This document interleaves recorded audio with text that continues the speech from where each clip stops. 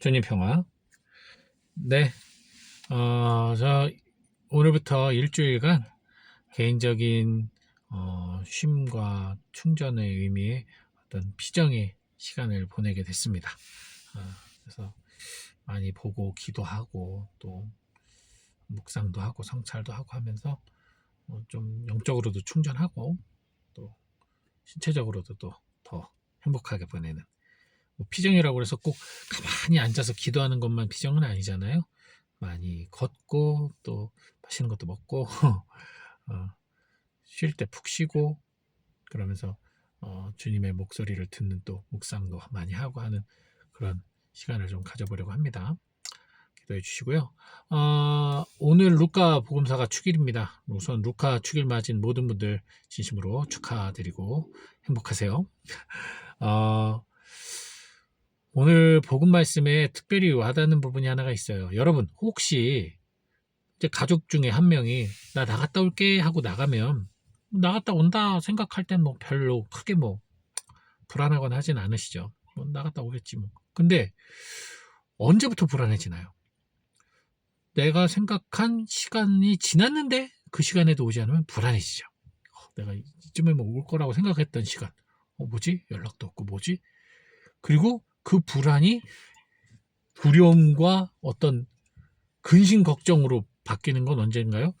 내가 생각하는 어떤 리미트가 있을 거 아니에요. 이 시간마저도 안 온다면 이건 뭔 일이 생긴 거지. 이거 무슨 사고 난 거 아니야?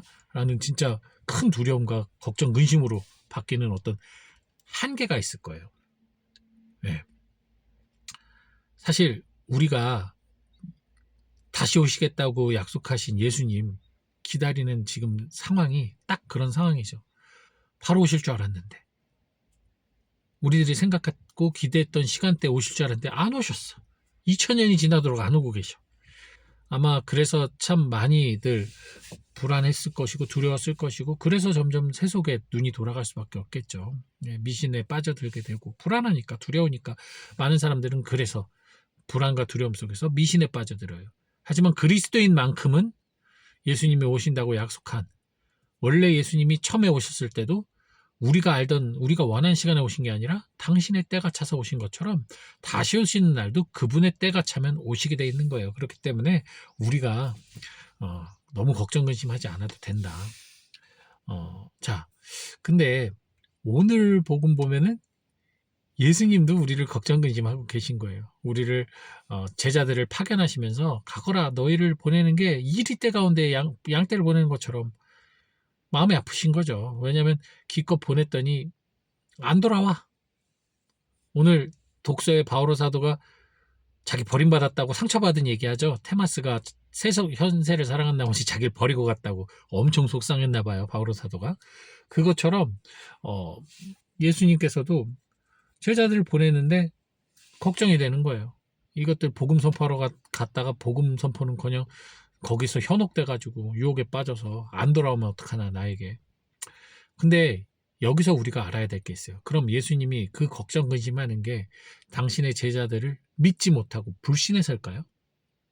물론 믿음을 주지 못하는 우리들이긴 합니다만 불신을 주어서일까요? 아니요. 예수님은 우리의 모습을 너무나 잘 알기 때문에 걱정하신 거예요. 우리를 불신한 것이 아니라 우리가 얼마나 나약한지를 알고 있기 때문에 걱정을 하신 거예요. 불신이 아니에요, 그거는. 자, 다른 면으로 또 하나 보고 싶습니다. 아까 초반에 말씀드렸던 가족이 집을 나갔다가 돌아와야 되는데 돌아오지 않을 때 걱정 근심하는 게 그 사람을 불신해서일까요? 아니잖아요. 그 사람을 기다리는 이유는 단순해요. 그 사람을 걱정하는 이유는 단순해요.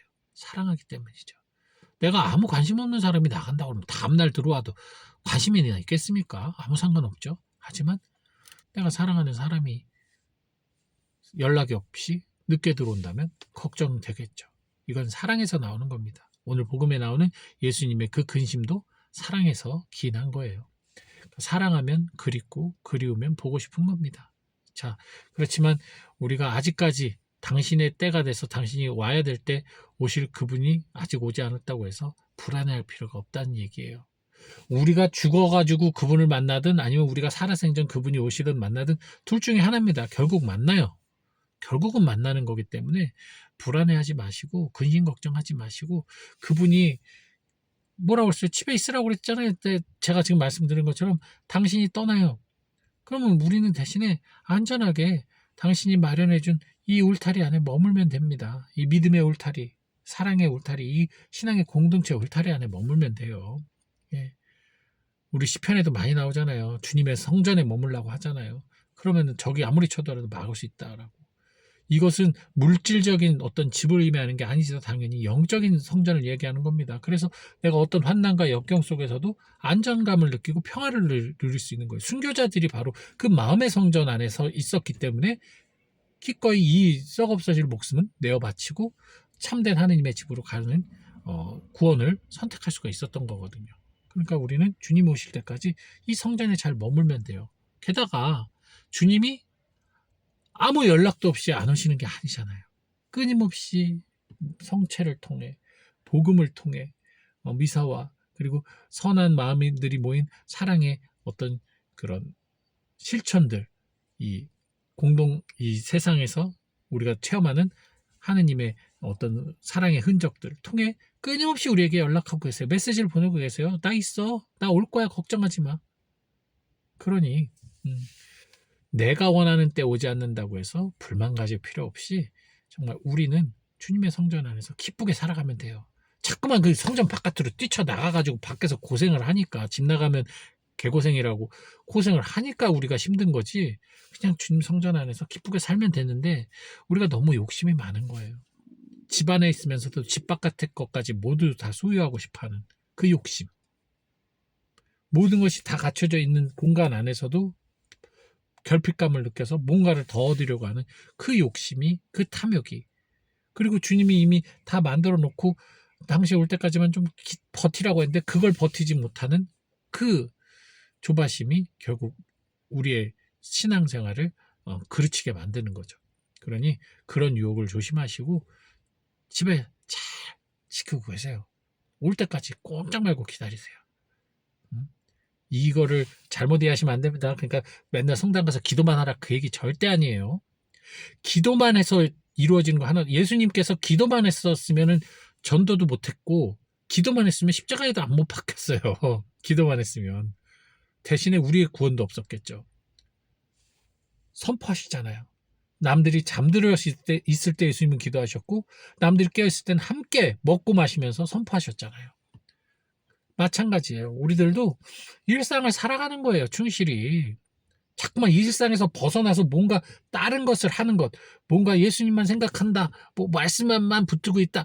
여기 이런 것에만 머물고 있으면 이 정주에만 머물고 있으면 예수님 못 만나요. 아니 만나도 반쪽, 뭐 한쪽밖에 못 만나는 거죠. 왜 활동하시는 예수 그리스도인데 우리는 머무는 예수 그리스도 안에만 있으면 당연히 반쪽밖에 못 믿는 거죠. 그럼 불안할 수밖에 없죠. 반쪽이니까 외다리로 걷는 거니까. 그러니 기도와 실천 이 양다리로 움직일 수 있어야 될 것이고 주님이 마련해 주신 이 신앙의 울타리 안에서 잘 주님을 기다리다가 만날 때 되면 만납시다. 그럼 될 것 같아요. 자, 그러면 이제 주말 또 황금 같은 주말 비가 좀 내리지만 이 주말 여러분 잘 보내시고 또 기쁜 마음으로 또 뵙도록 하겠습니다. 그리고 뭐 아무래도 이제 좀 그 영상보다는 좀 막 제가 음악을 올릴 수도 있고 뭐 그래요. 그리고 매일 못 올리는 거에 대해서는 뭐 누누이 사과를 드립니다만 어쩔 수 없다는 것도 이해해 주시고요. 행복한 하루 되세요. 주님 평안.